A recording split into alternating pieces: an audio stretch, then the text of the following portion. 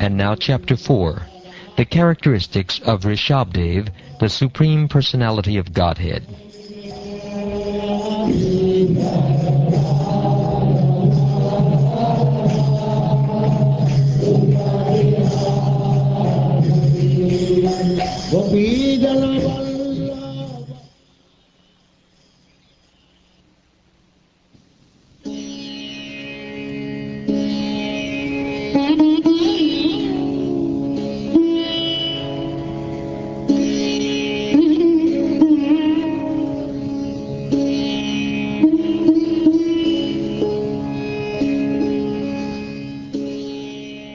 Sri Shukdeva Goswami said,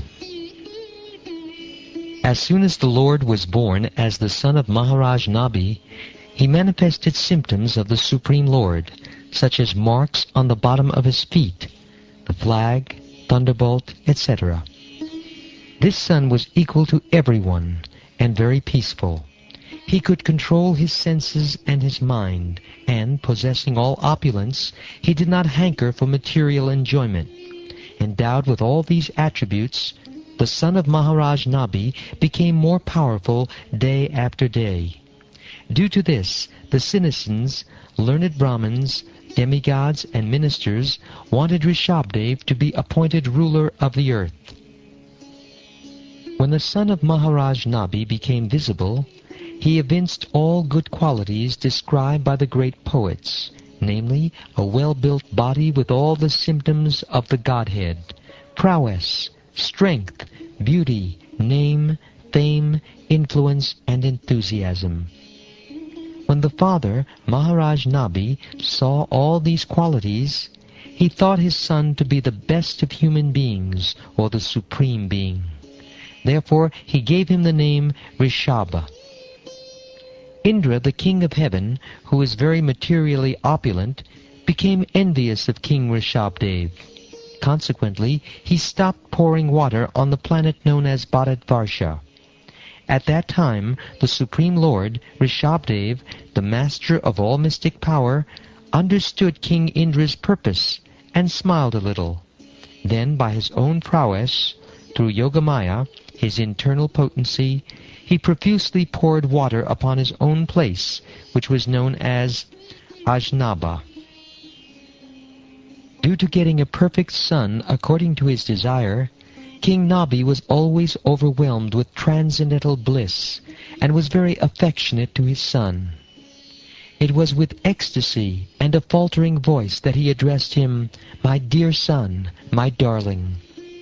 This mentality was brought about by Yogamaya, whereby he accepted the Supreme Lord, the Supreme Father, as his own son. Out of his supreme goodwill, the Lord became his son and dealt with everyone as if he were an ordinary human being.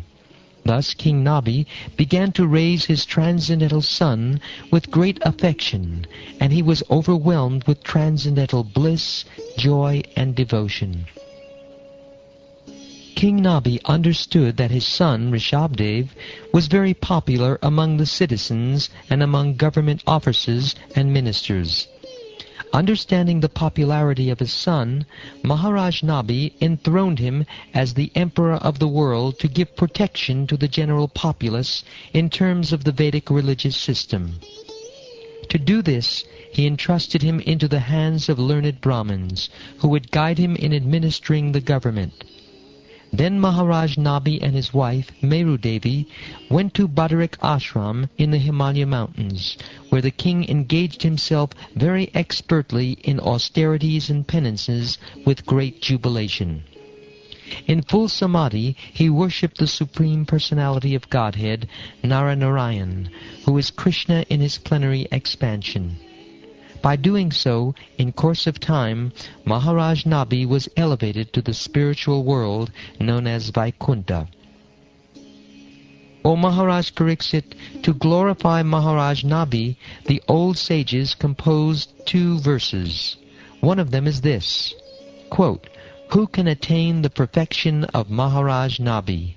Who can attain his activities? Because of his devotional service, the Supreme Personality of Godhead agreed to become his son." Unquote. The second prayer is this, quote, "Who is a better worshipper of Brahmins than Maharaj Nabi? Because he worshipped the qualified Brahmins to their full satisfaction, the Brahmins, by their Brahminical prowess, showed Maharaj Nabi the Supreme Personality of Godhead, Narayan, in person." Unquote. After Nabi Maharaj departed for Badarik Ashram, the Supreme Lord, Rishabhadeva, understood that his kingdom was his field of activities. Therefore he showed himself as an example and taught the duties of a householder by first accepting brahmacharya under the direction of spiritual masters. He also went to live at the spiritual master's place, the Gurukul. After his education was finished, he gave gifts or Guru Dakshina to his spiritual masters, and then accepted the life of a householder. He took a wife named Jayanti and begot 100 sons who were as powerful and qualified as he himself. His wife Jayanti had been offered to him by Indra, the king of heaven. Rishabhadeva and Jayanti performed householder life in an exemplary way, carrying out ritualistic activities ordained by the Shruti and Smriti Shastra. Of Rishabhadeva's 100 sons, the eldest, named Bharat, was a great exalted devotee, qualified with the best attributes. In his honor, this planet has become known as Bharat Varsha. Following Bharat, there were 99 other sons. Among these were 9 elderly sons named Kushavarta, Ilavarta, Brahmarvarta, Malaya, Ketu, Bhadrasena, Indrasprik, Vidarbha, and Kikata.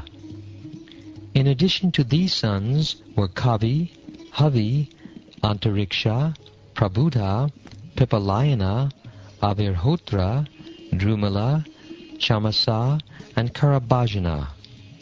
These were all very exalted, advanced devotees and authorized preachers of Srimad Bhagavatam. These devotees were glorified due to their strong devotion to Vasudeva, the Supreme Personality of Godhead. Therefore they were very exalted. To satisfy the mind perfectly, I, Shukdev Goswami, shall hereafter describe the characteristics of these 9 devotees when I discuss the conversation between Narada and Vasudeva. In addition to these 19 sons mentioned above, there were 81 younger ones, all born of Rishabhadeva and Jayanti. According to the order of their father, they became well-cultured, well-behaved, very pure in their activities, and expert in Vedic knowledge and the performance of Vedic rituals. Thus they all became perfectly qualified Brahmins. Being an incarnation of the Supreme Personality of Godhead, Lord Rishabhadeva was fully independent because his form was spiritual, eternal, and full of transcendental bliss. He eternally had nothing to do with the 4 principles of material misery, that is, birth, death, old age, and disease. Nor was he materially attached. He was always equipoised, and he saw everyone on the same level. He was unhappy to see others unhappy, and he was the well-wisher of all living entities. Although he was a perfect personality, the Supreme Lord, and controller of all, he nonetheless acted as if he were an ordinary conditioned soul. Therefore he strictly followed the principles of Varnashram Dharma and acted accordingly. In due course of time, the principles of Varnashram Dharma had become neglected. Therefore, through his personal characteristics and behavior, he taught the ignorant public how to perform duties within the Varnashram Dharma. In In this way, he regulated the general populace in householder life, enabling them to develop religion and economic well-being, and to attain reputations, sons and daughters, material pleasure, and finally, eternal life. By his instructions, he showed how people could remain householders and at the same time become perfect by following the principles of Varnashram Dharma.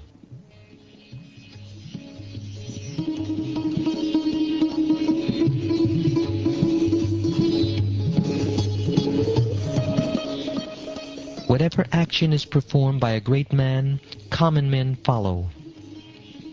Although Lord Rishabhadeva knew everything about confidential Vedic knowledge, which includes information about all types of occupational duties, he still maintained himself as a kshatriya or warrior, and followed the instructions of the Brahmins as they related to mind control, sense control, tolerance, and so forth. Thus he ruled the people according to the system of Varnashram Dharma, which enjoins that the Brahmins instruct the Kshatriyas, and the Kshatriyas administer to the state through the Vaishyas and Shudras. Lord Rishabhadeva performed all kinds of sacrifices, 100 times, according to the instructions of the Vedic literatures. Thus he satisfied Lord Vishnu in every respect. All the rituals were enriched by first-class ingredients. They were executed in holy places according to the proper time by priests who were all young and faithful.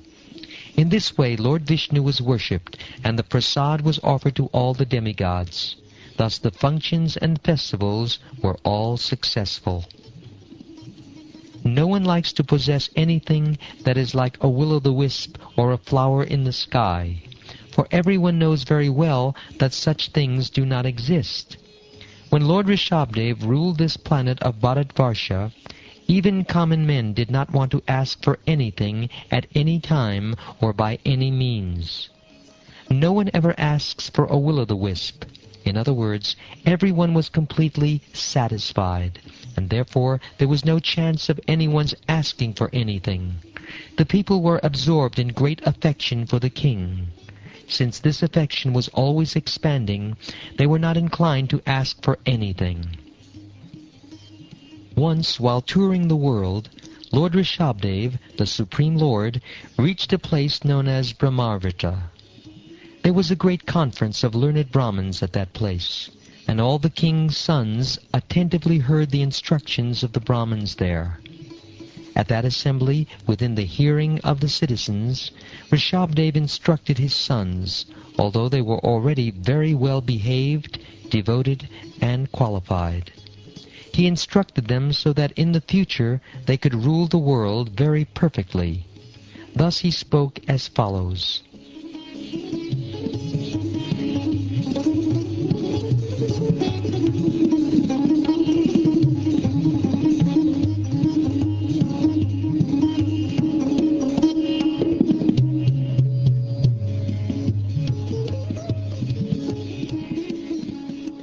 Thus ends the 4th chapter of the 5th canto of the Srimad Bhagavatam, entitled The Characteristics of Rishabhadeva, the Supreme Personality of Godhead.